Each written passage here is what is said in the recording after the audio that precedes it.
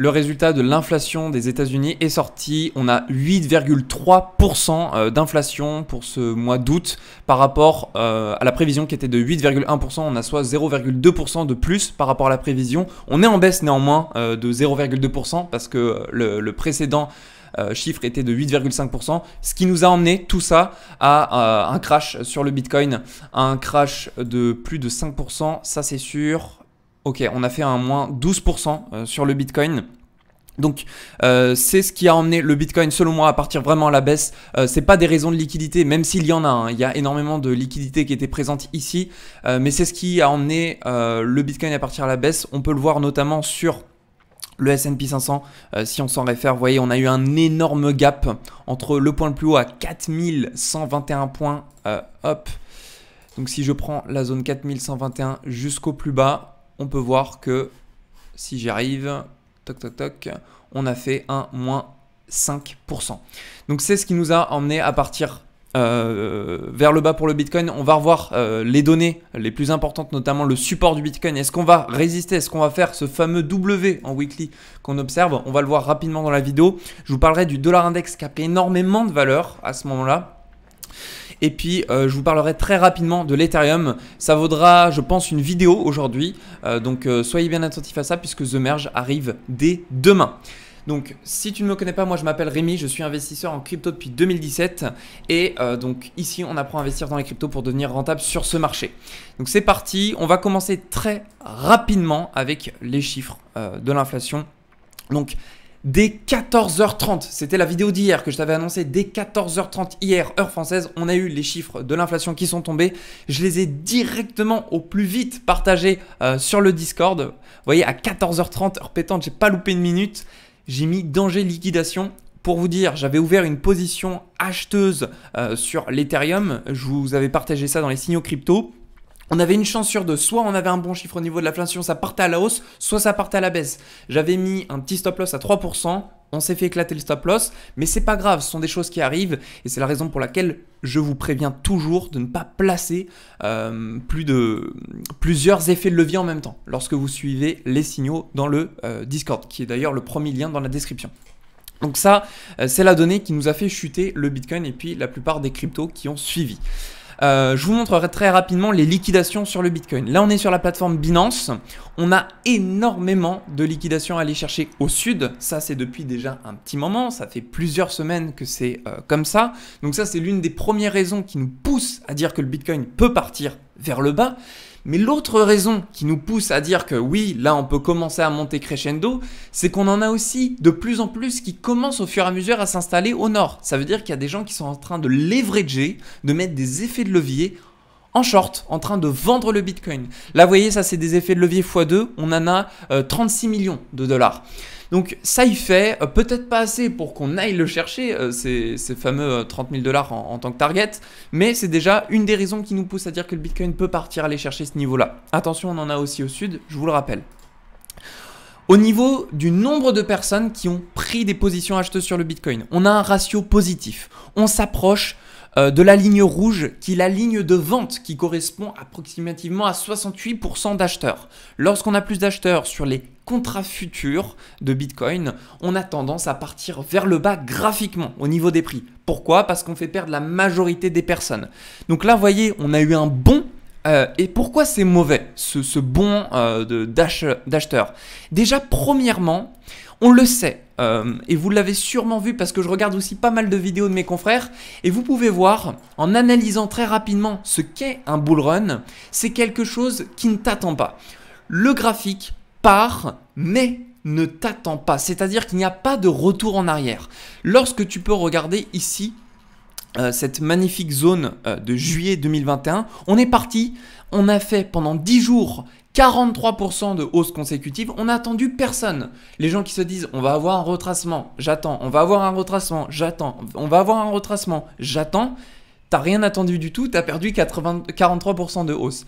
Et ça, c'est ce que l'on attend du Bitcoin lorsqu'on veut un mini bull run, parce que le bull run, ce sera probablement pas maintenant. Mais Là, vous voyez, ça nous laisse la possibilité à des gens qui peuvent être retail ou pas. Les retail ne représentent pas beaucoup sur le marché. Dans le Forex, ça représente même pas 5%. Dans le marché des cryptos, je ne saurais pas vous dire exactement, mais on ne doit pas être loin des 5%. Retail, c'est les gens qui n'ont pas forcément beaucoup d'argent et qui tradent entre particuliers. Là, ça nous laisse la possibilité de racheter. Donc, si tout le monde rentre dans le train pour profiter de la hausse, c'est pas possible ça. Donc, il y a un moment où là, il faut se dire, ok, si on laisse la possibilité aux gens qui pensent à un bull run potentiel de rentrer, probablement qu'on partira pas à la hausse. Donc ça, c'est déjà un point alarmant à se donner. Autre point, graphiquement, à regarder. On a rebondi pile sur la zone des 22 700 $. C'est la zone d'order block que je vous avais tant parlé, qui correspond en plus, je vais vous montrer, à la zone du retracement Fibonacci 0,618. D'ailleurs, on va regarder la zone retracement Fibonacci pour les acheteurs qui est actuellement en train de se créer. Ici, sur la zone des 20 100 $, on a un retracement 0,618, 0,236 et on est sur une zone d'order block comprise entre les 20 100 et les 19 500. Donc là, on peut avoir une réaction haussière si on repart à la hausse. Maintenant, au vu de l'inflation, je vous remets l'inflation. Qu'est-ce qui se passe pour que vous compreniez un peu? L'inflation. Pourquoi le prix a-t-il chuté? Le prix a chuté parce que l'inflation est plus haute de ce qu'on s'attendait, si vous voulez. Et si elle est plus haute, ça veut dire que le 21 septembre, quand Monsieur Powell va parler, la Fed, il va dire quoi? Il va dire l'inflation, elle baisse pas, c'est simple, on va augmenter les taux d'intérêt. Les taux d'intérêt, qu'est-ce qui va se passer? On va avoir un taux d'emprunt qui sera beaucoup plus dur à rembourser. On aura aussi de plus grandes récompenses, si je puis dire, lorsqu'on laisse son argent en banque. Donc, quel intérêt pour les investisseurs ayant un grand patrimoine, ou pas forcément, mais de mettre son argent sur des actifs risqués tels que le Bitcoin? Autant le mettre sécurisé, entre guillemets. Ceux qui sont à fond sur la blockchain, ils savent que les banques, c'est pas forcément sécure, mais il y en a qui vont dire, je préfère mettre mon argent sur quelque chose de sécurisé, comme ça je gagne les 1-2% par an, ça me convient, et puis le Bitcoin ça passera plus tard. Voilà, donc ça c'est de manière très simpliste, comment je l'ai résumé, mais au moins vous comprenez qu'est-ce qui s'est passé. Ça c'est l'une des principales raisons pour laquelle on a chuté. Maintenant, ça c'était une news. Donc, oui, on s'est affolé à 14h30 pile, alors pétante. Si je vous montre, est-ce que je peux vous montrer en 1 heure? Qu'est-ce qui s'est passé? Même allez, je vais vous mettre ça en 5 minutes. Regardez en 5 minutes ce qui s'est passé sur le Bitcoin. On est passé de 22 700 $. En une mèche de 5 minutes, on a fait moins 5%. Mais ça ne veut pas dire que le Bitcoin peut rester bullish. Maintenant, je vous partage mon avis. Je vous ai dit que le Bitcoin, premièrement, je le rappelle régulièrement sur le brief de marché. D'ailleurs, je ne l'ai pas encore fait. Je vous le sortirai ce matin pour ceux qui veulent rejoindre le Discord. Ce que je vous ai partagé dans le Discord, c'est que le mois de septembre, c'est un mois extrêmement pessimiste. C'est le mois qui, dans la moyenne depuis 2012, a toujours été dans le négatif. En tout cas, la moyenne fait qu'on est négatif à moins de 2,89%. Donc on a de fortes chances que ce mois-là, on termine en négatif.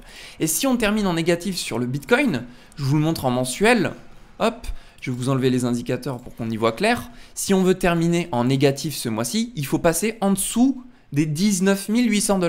Et si on passe en dessous de cette barrière, c'est terminé. Pour moi, je vous partage mon avis, pour moi, si on casse le précédent ATH qui est sur cette zone de clôture des 19 800 $, on va aller visiter inévitablement les 13 900 $. On va combler cette zone d'imbalance. C'est ça la prochaine target. On en a d'autres, des intermédiaires, comme les 16 000 $. Bien sûr, les 16 000 $ qui sont juste ici, par rapport au volume profile qu'on a, et qui correspondent du coup, si vous voulez avoir plus d'infos, le volume profile, c'est par rapport à l'order block qu'on a là. Donc oui, il y a cette probabilité qu'on stagne un peu aux 16 000 avant de visiter les 13 800. Mais pour moi, si on clôture en mensuel en dessous des 19 800 $, c'est terminé. On va chercher les 13 800 $. Voilà pour la vidéo, j'espère qu'elle vous a plu. Petite prévention avant de vous quitter, je ne suis pas un conseiller en investissement, je peux me tromper sur mes analyses. Et puis dernière petite chose, vous avez peut-être pu voir aussi en commentaire, il y a des salopards qui nous mettent des réponses avec mon nom et le petit logo en vous mettant des numéros WhatsApp. Ne les contactez pas, c'est de l'arnaque et je ne souhaite pas que vous vous rendiez sur cette arnaque en pensant que c'est moi qui vous fais une offre ou je ne sais trop quoi. Ne répondez pas à ces gens-là. Malheureusement, je ne peux pas tous les supprimer.